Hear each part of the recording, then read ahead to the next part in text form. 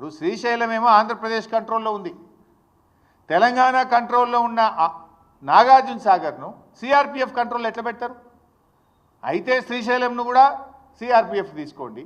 లేదు, ఆ రోజు మేము అసెంబ్లీలో తీర్మానం చేసినాం, 10 ఏళ్ళు కేసీఆర్ గారు ఎట్టి పరిస్థితుల్లో కేంద్ర బలగాలకు ఇవ్వము, సెక్షన్ 3 కింద నీటి పంపిణీ జరగాల్సిందే, మా ప్రాజెక్టుల వారీగా నీటి కేటాయింపులు జరిగినాకనే మేము కేఆర్ఎంబీకి ప్రాజెక్ట్ ఇస్తామని 10 ఏళ్ళు కూడా సాగర్ను తెలంగాణ ప్రభుత్వ ఆధీనంలోనే ఉంచుకున్నాం. సో నవంబర్ 30న ఆనాటి ఆంధ్రప్రదేశ్ ప్రభుత్వం అక్రమంగా తీసుకుంటే ఎన్నికల ఫలితాలు వచ్చినాయి, మీరు గెలిచిండ్రు, అసెంబ్లీలో తీర్మానం చేసినాం.